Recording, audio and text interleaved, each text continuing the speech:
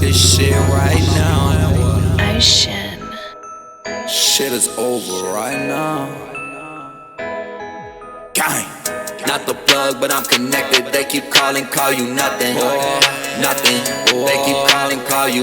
Not the plug, but I'm connected. They keep calling, call you nothing. Nothing. They keep calling, call you. Not the plug, but I'm connected. They keep calling, call you nothing. Nothing. They keep calling, call you. Not the plug, but I'm connected. They keep calling, call you nothing. Nothing. They keep calling, call you. Call me something.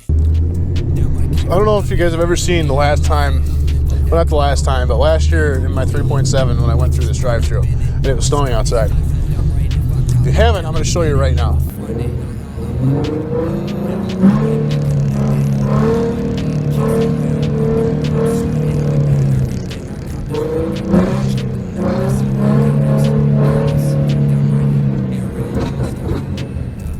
Went through that thing like a boss.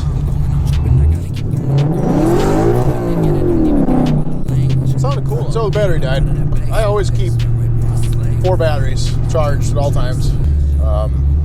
You need a lot of battery. So, like I said about the Wasabi batteries, definite good buy if you have a GoPro.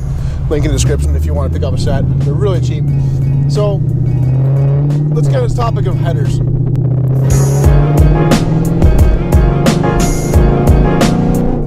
I still have stock headers on mine, on my 5.0. On the 3.7, if you guys followed my build, you'll know that I had Bbk Chrome Longtube headers. And I made a comment on the last video about them, and I think I scared somebody who said they just bought them. And they're like, uh-oh, I'm not putting them on now. Well, don't worry, you'll be okay. That's why I'm going to make this video. I'm going to start out kind of with the simple stuff that everybody, you kind of research it and figure this stuff out for yourself. In case you don't know, I'm just going to cover it really quickly and then get into more detail about the long tubes themselves. When you're buying headers, it's a big investment. What do you want to do in the car? There's short headers, there's long tube headers, there's ceramic, and there's chrome. Okay, so your chrome headers, either way you go about it, are going to turn blue after about a month. You're going to get discoloration, and they're not going to look that good. Ceramic headers are going to withhold heat a lot better, so you really don't have to get them wrapped, and they're not going to change colors the way chrome will. So that's what you're going to pay difference-wise when you're looking at chrome versus ceramic. Now, shorties versus long tubes. A majority of your horsepower gains are going to come from having an off-road setup, off-road mid-pipe, whether it's an off-road H-pipe, an off-road X-pipe. An off-road X-pipe is going to get you a little bit more horsepower on the top end than an off-road H-pipe will. Now, when you start throwing headers into the mix, shorties are going to be your down-low gains. Now, the 3.7 really lacks that kind of grunt from the start, I guess, that down-low torque. Shorties are going to help you get that. But on the top end, they're not going to perform as well as long tube headers. You can have a higher horsepower gain on the top end of your power band than you will with shorties. So, if you're building an ultimate drag car, if you're trying to go as fast as you can go, long tubes are the way to go as far as that is.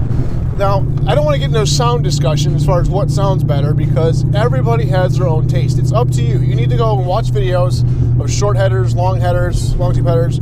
Find out what you like the most. I'm not going to tell you what sounds better because it's everybody's different opinion. Everybody's got their own likes and dislikes when it comes to that stuff.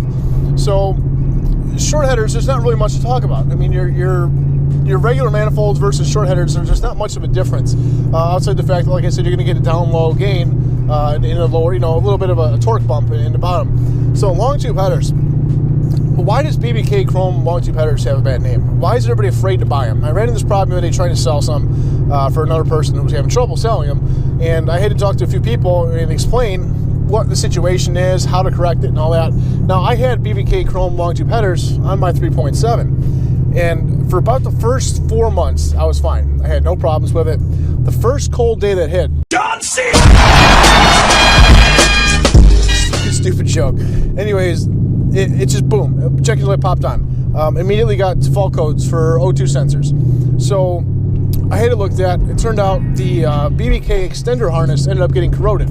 Got water in it. It was all green in the terminals. So I got that cleaned out, put some dielectric grease in there, replaced an O2 sensor.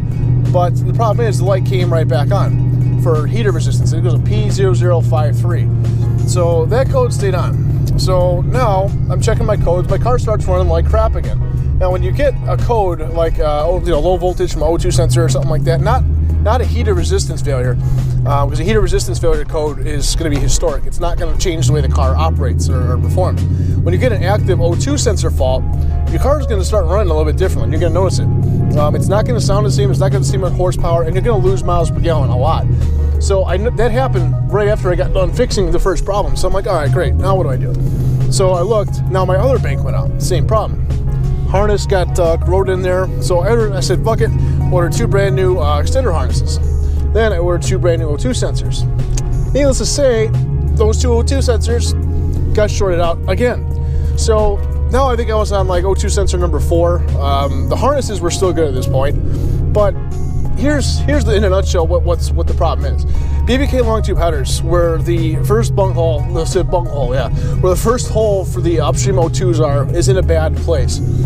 It's just not where the car is looking for it to be. So that in turn is going to cause issues. One, with how your readings are going to come out. Do you want BBK headers? Do you want to deal with these problems? Now, it's not just me that had these problems. Almost every person I've talked to that's had BBK Longtube headers chrome for a decent amount of time has ran into the infamous check engine light. I'm going to put a link in the description below. If you guys are interested, you can check it out and you can read what somebody came up with in this forum thread when they first came out with these, the problems they were having, what guys were doing to fix it. Here's what I know how to fix it. And don't tell anybody, because this is a big secret. I guess it's not a secret now. So I'm going to talk quiet because I don't want anybody to know about this. I don't want anybody to know about this. So Terry at TV Belt came up with a solution for this. Now, what you need to do, there's 2 things you could do. First is plug up the O2 sensor holes in the front. What you're going to do is move the upstream O2 sensor holes down about 4 inches. You're going to drill new holes, and that's where they're going to go. That's going to fix problem number 1. Problem number 2 is the extender harnesses. What you can do, and I don't know if you're capable of this, if you want to pay somebody to do this, it's not that easy of a task, but it can be done. You're going to unwire the O2 sensor harness itself from the PCM harness. And it should be long enough to make it to your O2 sensor holes, which means you don't have to get the BBK extender harnesses. The 2 biggest problems with BBK chrome long tubes that you're going to get is going to be from the extender harnesses and from the O2 positioning, the upstream O2 positioning. So if you correct those 2 things, if you move the O2 sensors down about 4 inches and you use the factory harness, not the extenders, you're going to be good to go. At quarter-mile times, you're trying to whoop everybody's ass, get a set of long tubes. It'll work out great for you. If you have any questions, anything I didn't cover, you know where to leave it. Let me know, and I'll get right back to you. Peace.